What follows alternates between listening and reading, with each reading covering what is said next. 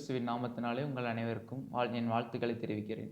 இந்த வாரம் கார்னர்ஸ்டோன் பாடம் படிக்க வந்திருக்கும் ஒவ்வொருவரையும் வாழ்த்தி வரவேற்றுக் கொள்கிறேன். இந்த வாரம் நம்ம 2வது பாடத்தை படிக்க போகிறோம். பாடத்துக்குள்ளாக போவதற்கு முன்பாக ஜெபம் செய்வோம். அன்பின் இந்த பரம தகப்பனே, இந்த நாளுக்காக ஸ்தோத்தரிக்கிறோம். இந்த நாள்லையும் கூடப்பா நல்ல நாங்கள் செய்தியை கேட்க இருக்கிறோம். அந்த செய்தியை மறுத்து நீங்கள் வெளிப்படுத்துங்க. இந்த எல்லா செய்தியும் இந்த பிரயோஜனமாக இருக்க உதவி செய்யுங்க. ஆசீர்வதிங்க, பலப்படுத்துங்க. கிறிஸ்து இயேசுவினாலே பிதாவே, ஆமென். இந்த வாரத்துக்கான பாடத்துக்கான தலைப்பு வேலைக்கும் மேலாக.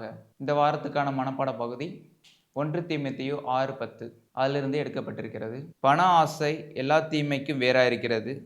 சிலர் அதை இச்சித்து விசுவாசத்தை விட்டு வழுகி அநேக வேதனைகளாலே தங்களை குத்தி கொண்டிருக்கிறார்கள். வாழ்க்கையில் எல்லாரும் ஒரு காலகட்டத்தில் அவங்க தொழிலை தேர்வு செய்வது ஒரு அவசியமாக இருக்கிறது. ஸ்கூலுக்கு போகணுமா இல்லை வேலைக்கு போகணுமான்றது முடிவு பண்ணுறதும் ஒரு தேர்வு செய்ய வேண்டியிருக்கிறது. அவங்க வாழ்க்கையில் என்னவா ஆக வேண்டும் என்பதுக்கும் ஒரு தேர்வு செய்ய வேண்டியிருக்கிறது. ஆண்டவர் நம்ம அனைவரையும் எப்படி இருக்கணுமோ அப்படியே தேவன் படைத்திருக்கிறார். அவர் நம்மளுக்கு தாளந்துகளை கொடுத்திருக்கிறார். தனித்தன்மைகள், கனவுகள் எல்லாமே கொடுத்திருக்கிறார். அவர் நம்ம சரீரத்தை கூட, நம்முடைய நரம்புகள், தசைநார்கள் எல்லாத்தையும் கூட ஒரு குறிப்பிட்ட செயலை செய்வதற்காக தேவன் படைத்திருக்கிறார். இந்த உலகத்தில் பிறந்திருக்க நம் அனைவரும் ஏதோ ஒரு முக்கியமான காரணத்திற்காக தனித்தன்மையான ஒன்றை பங்களிக்க வேண்டியதா இருக்கிறது. அப்ப நம்முடைய வாழ்க்கையில தேர்வு செய்யற ஒரு தொழில் இந்த பங்களிப்பை கொடுக்கறதுல இது ஒரு முக்கியமான பகுதியா இருக்கிறதுனால தேர்வு செய்வது என்பது ஒரு சாதாரண விஷயம் கிடையாது. 2 தெசலோனிக்கே 3வது அதிகாரத்துல 8 - 12 வசனங்கள்ல பவுல் நம்முடைய வாழ்க்கையில ஆக்கப்பூர்வமான பிள்ளைகளா இருக்க வேண்டும் அப்படின்னு பவுல் தெளிவுபடுத்துகிறார். ஆண்டவருடைய ராஜ்யத்துல முக்கியமான இடத்தை பிடித்த பவுலையும் கூட இந்த உலகத்துல அவருடைய தேவையை பூர்த்தி செய்ய பவுல் ஒரு கூடாரம் பின்னுகிறவராக இருந்தார். ஒரு நல்ல வேலை நெறிமுறை உள்ளவர்களா இருக்கிறது ரொம்ப ரொம்ப அவசியமான ஒன்றா இருக்கிறது. அது நம்முடைய குணாசயங்களை வளர்த்துக்கிறதுக்கு உதவி செய்கிறது. அதோட அது மற்றவங்களை சாட்சியா நிறுத்துறதுக்கும் உதவி செய்கிறதா இருக்கிறது. இந்த உலகத்துல மனித தன்மை என்கிறது கடுமையா வேலை செஞ்சு உழைக்கிறதா இருக்கிறது. கடுமையா வேலை செஞ்சு அதிகமாக பணம் சம்பாதிக்க வேண்டியதா இருக்கிறது.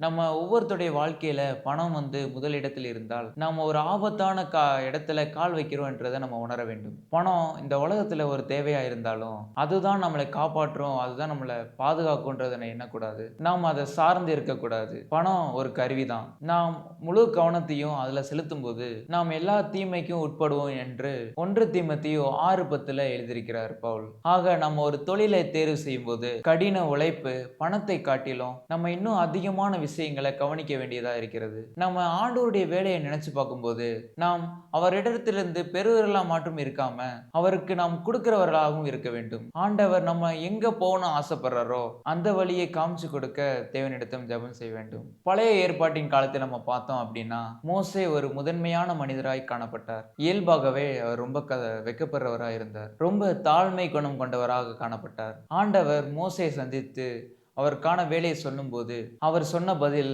அவர் எப்படி தெளிவின்மையாக இருந்தார் என்றது தெளிவுபடுத்தினார். ஆனா ஆண்டவர் அந்த எகிப்து தேசத்துல கொண்டு போய் நிறுத்தும் போது விசுவாசத்தோட மோசே முழு தைரியத்தோடையும் உண்மையான ஒரு ஹீரோக்கான உறுதியான தன்மையை அங்க வெளிப்படுத்தினார். மோசே அவருடைய அம்மாவால அவருடைய வாழ்க்கையில் முதல் 12 வருஷம் வடிவமைக்கப்பட்டார். அதுக்கப்புறம் அவர் பார்வோனோட அரசு பள்ளியில் அவர் படித்தார். ஒரு மனிதனுக்கு கிடைக்க வேண்டிய சிறந்த கல்வி, அதாவது வாசிக்கிறது, எழுதுறது, அறிவியல், புவியியல், ஒரு காரியத்தை முன்னெடுத்து செல்கிறது, போர்க்கருவிகள், குதிரை சவாரி போன்ற பாடங்கள்ல அதுல சிறந்த விளங்கினவராக காணப்பட்டார். பார்வோனோட சாபமான கட்டளைய தேவன் அதை ஆசீர்வாதமாக மாற்றி போட்டார். பார்வோன் கொடுத்த அந்த கட்டளைய தேவன் இஸ்ரவேல் ஜனங்களை விடுவிக்க தேவையான கல்வியை மோசே பெறுவதற்கு அங்க பயன்படுத்தினார். ஆண்டவர் மோசைய அந்த பார்வோனோட கையில பார்வோனோட அரசபையில அதிசயமாக வழி நடத்தினார். முதல்ல மோசே அந்த 12 வருஷம் அவங்க அம்மா கிட்ட தேவனிடத்தில் உண்மையா இருக்கவும் தேவனிடத்தில் அன்பு கூறவும் கத்துக்கொண்டார். அடுத்ததா அவர் அங்கேயான பள்ளிகள்ல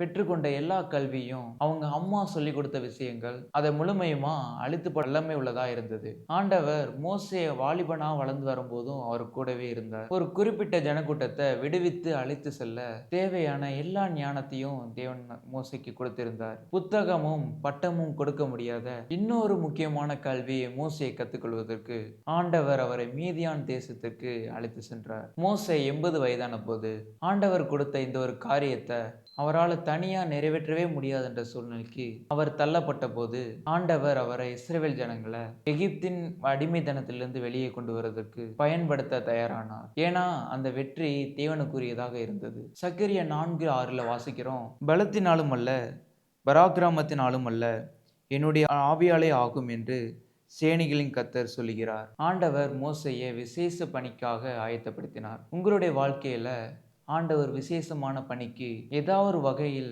குறிப்பிட்ட திசையில உங்களை நடத்துறத உங்களால உணர முடியுதா? 2 தெசலோனிக்கேயர் 3வது அதிகாரம் 8லிருந்து 12 வசனங்களை வாசிக்கும் போது, தெசலோனிக்கேயர்கள் பவுல் எழுதின முதல் கடிதத்தை தப்பாக புரிஞ்சு கொண்டாங்க. அதுல பவுல் ஆண்டவருடைய வருகை சடுதியில் இருக்கும் என்று எழுதப்பட்டிருந்தது. இதை அந்த ஜனங்கள் ஆண்டவர் சீக்கிரமா வரப்போகிறாரே, எதுக்காக நாம் வேலை செய்ய வேண்டும் என்று நினைத்தார்கள். பவுல் குறிப்பிட்டது அந்த வகையில் இல்லை. ஆண்டவருடைய வருகைக்காக காத்திருக்கிற இந்த ஜனங்கள் உண்மையான காத்திருப்போட அவர்கள் காத்திருக்கவில்லை. ஆனா அவர்கள் தேவையற்ற மன அழுத்தத்தோடு காணப்பட்டார்கள். அங்க எல்லார் பற்றியும் குறை கூறி தேவையில்லாத பிரச்சனைகளை எழுப்பி கொண்டிருந்தாங்க. அதனாலதான் பவுல் யாரெல்லாம் வேலை செய்யலையோ அவங்கெல்லாம் சாப்பிடக்கூடாது என்று சொன்னார். அவங்க தினசரி வாழ்க்கையை வாழ்றதை நிறுத்தாம அவங்களுடைய வேலையை செய்யவும், பணம் சம்பாதிக்கவும், சாப்பிடவும், அதே நேரம் ஆலயத்தினுடைய வேலையும் ஊழிய வேலையும் அவங்க பங்கேற்க வேண்டும் என்று பவுல் சொல்லியிருந்தார். ஒரு நீதிமானுடைய வாழ்க்கை எல்லாத்தையும் துறந்த ஒரு துறவு வாழ்க்கை இல்லை. ஆனா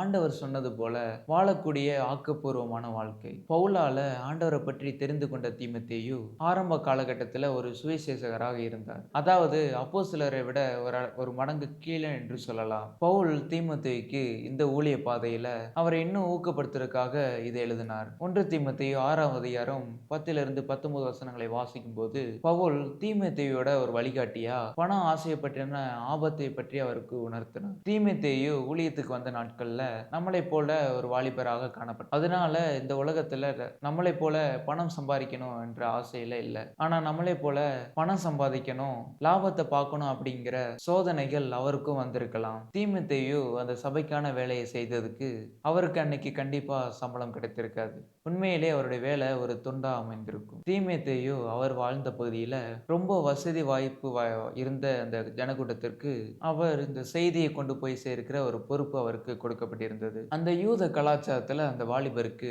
அவரை காட்டிலும் உயர்ந்த ஸ்தானத்தில் இருந்த பெரியவருக்கு அறிவுரை கூறுவதற்கு அவர்களுக்கு அந்த அனுமதி கொடுக்கப்படவில்லை.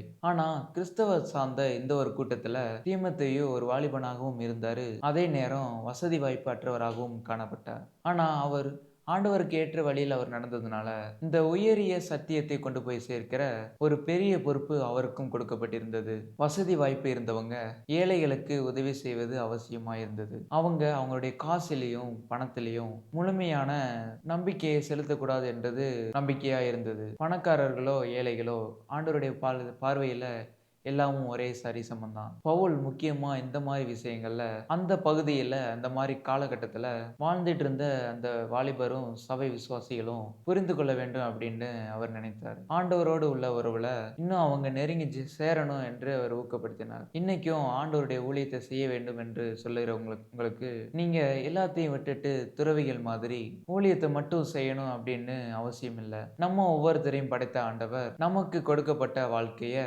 அவருக்கு கனி கொடுக்கும் விதமாக அவர் காட்டுகிற பாதையில மற்றவர்களுக்கு சாட்சியாகவும் அவருடைய வருகைக்கு மற்றவர்களையும் ஆயத்தப்படுத்துகிறவர்களாகவும் நம்ம வாழ வேண்டும் என்று அவர் ஆசைப்படுகிறார். வாலிபரா இருக்கிற நானும் நீங்களும் இனிமே நம்முடைய வாழ்க்கையை எப்படி தேர்வு செய்ய போகிறோம்? அது நம்முடைய படிப்பா இருக்கலாம், நம்முடைய வேலையாளா இருக்கலாம், நம்முடைய குடும்ப வாழ்க்கையாகவும் இருக்கலாம். எதுவா இருந்தாலும் நம்ம மற்றவர்களுக்கு ஒரு சாட்சியா வாழ்க்கை வாழ ஆண்டவருடைய வருகைக்கு ஆயத்தமாகிறதையும் மற்றவர்களையும் ஆயத்தப்படுத்துறதையும் நம்முடைய வாழ்க்கையை பயன்படுத்துவோமா? இன்னைக்கே தீர்மானம் செய்வோம். இந்த பாடத்தை என்னோடு சேர்ந்து படித்ததுக்காக நன்றி. பாடத்தை முடிக்க ஜெபம் செய்வோம். அன்பின் நிறைந்த பரம தகப்பனே, இந்த நேரத்திலையும் கூட நல்ல ஒரு செய்தியை கேட்க முடியாத கிருபை செஞ்சீங்கப்பா, அதுக்காக நன்றி செலுத்துகிறோம். இந்த செய்தியை நாங்கள் ஒரு கேட்கறது மட்டும் இல்லாதபடி அதை எங்களுடைய அபியாசித்து அதை எங்களுடைய வாழ்க்கையை பிரயோஜனப்படுத்தி உடைய 2வது வருகைக்காக நாங்கள் காத்திருக்கப்படையெல்லாம் உதவி செய்யுங்கப்பா. அதை நாங்களும் ஆதாயப்படுத்தி அநேக மக்களையும் ஆதாயப்படுத்த கிருபை செய்யுங்க. ஆசீர்வதிங்கப்பா, பலப்படுத்துங்க. எல்லாத்தையும் கிறிஸ்து இயேசுவின் நல்ல பிதாவே, ஆமென்.